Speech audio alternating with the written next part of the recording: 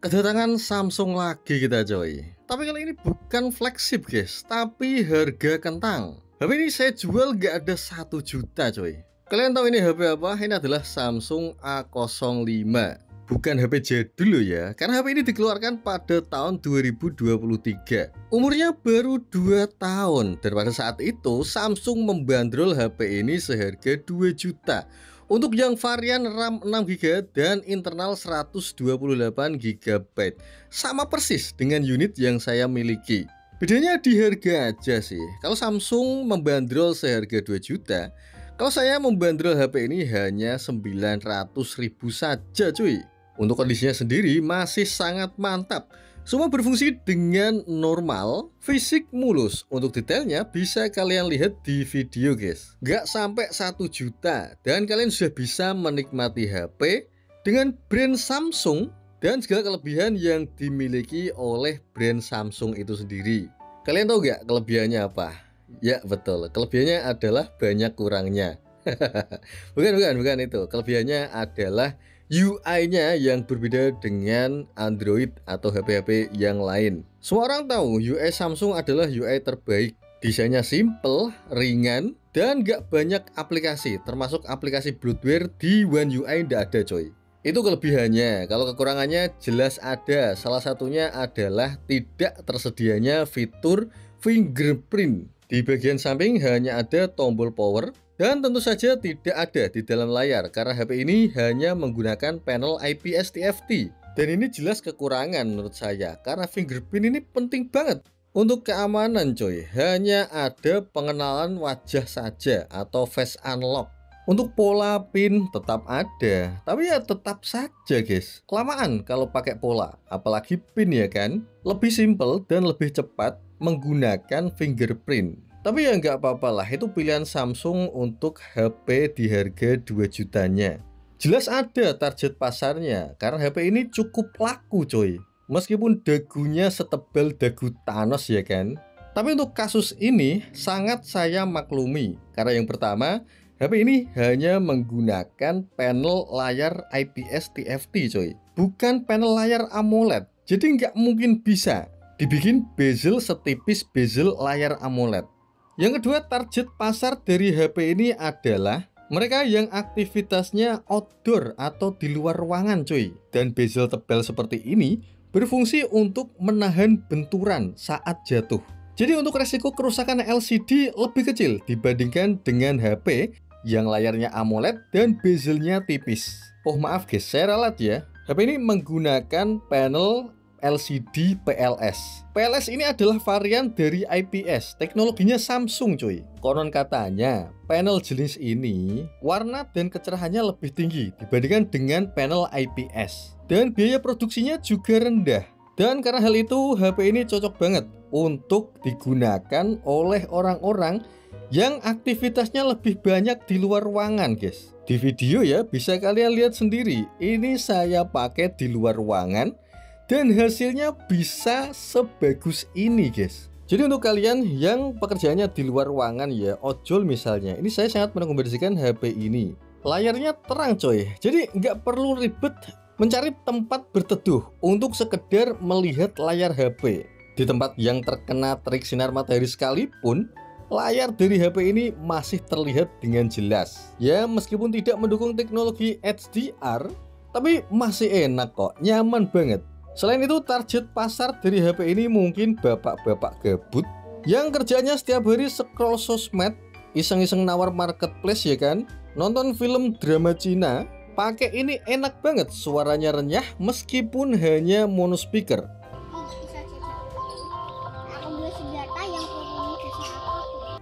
Buat scroll-scroll sosmed seharian enak banget pakai HP ini.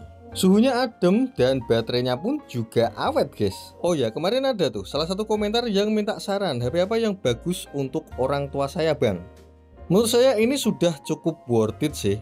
Orang tua kalian pasti seneng coy kalian kasih HP ini. Auto jadi anak kebanggaan kalian coy. Dan gak jadi dicoret dari kakak. Oh ya, bagi kalian yang pakai HP ini guys, saya mau tanya. Ini HP umurnya baru 2 tahun ya. Dan kendala saya adalah tidak mendapatkan update lagi. Apa memang mentok di sini ya One UI 6, Android 14, atau ada update lain yang saya tidak dapat? Coba tulis di kolom komentar guys. Sebenarnya nggak masalah sih pakai One UI 6, Android 14, toh masih lancar banget digunakan, semua aplikasi bisa masuk. Hanya saja saya berpikir lebih bagus jika ada update coy. Di One UI 7 itu tampilannya lebih bagus, dan menurut saya UI-nya lebih smooth guys. Tapi ya gimana ya, terserah Samsung lah. Oke, sekarang kita akan membahas soal dapur pacunya coy. HP ini hanya menggunakan chipset kentang Helio G85, dibantu dengan penyimpanan RAM sebesar 6GB dan internal sebesar 128GB. Saya ulangi lagi, ini chipset kentang Helio G85. Tapi saya heran, chipset kentang ketika dipakai Samsung kok jadi nggak kentang ya? Buat scroll-scroll, buka tutup aplikasi masih lancar banget coy. Buat ngegame juga, yang penting ukurannya nggak besar-besar amat lah ya, masih lancar dimainkan. Dan mungkin saja target pasarnya Samsung ini para bocil. Saya belum mencoba game-game berat di HP ini ya, karena saya masih meragukan kualitas chipsetnya. Tapi sejauh ini selama dipakai anak ya, doi nggak pernah komplain sama sekali. Artinya HP ini sesuai dengan kebutuhan mereka coy.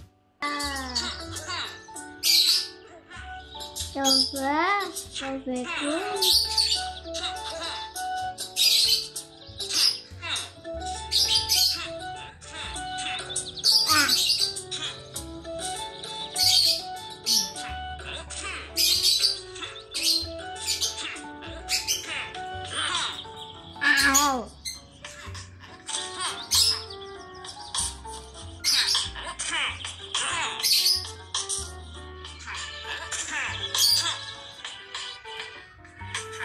Kedua tuh.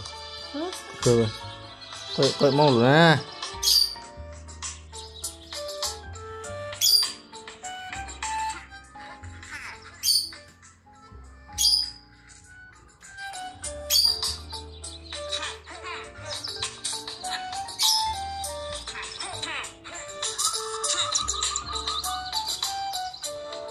Dan jika kalian penasaran seberapa kentang chipset dari HP ini, Helio G85, dan ini saya cek di situs benchmark coy. Nilai dari HP ini unggul pada layar dan konektivitas. Untuk skor Antutunya sendiri hanya sebesar 200.000 saja. Skor segini kalau pakai UI-nya Infinix atau UI-nya Xiaomi jelas nggak bisa ngatasin coy. Tapi beda dengan Samsung ya, dengan chipset sekentang itu bisa nyaman banget digunakan untuk scrolling, pindah tutup aplikasi, lancar jaya coy.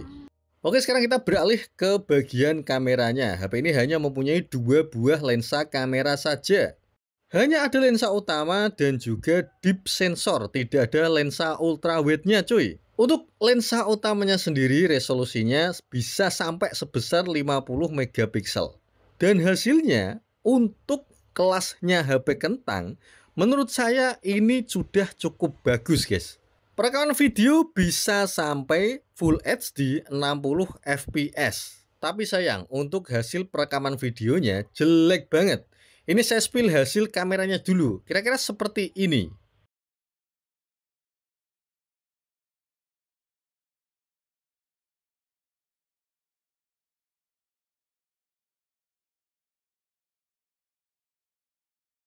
Dan ini hasil perekaman video di mode 1080 60 fps coy. Nggak ada gyro eyes-nya dan nggak ada fitur stabilisasi software.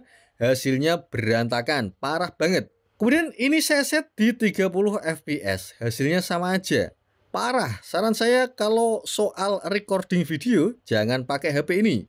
Ya gimana ya, jelek banget guys, serius.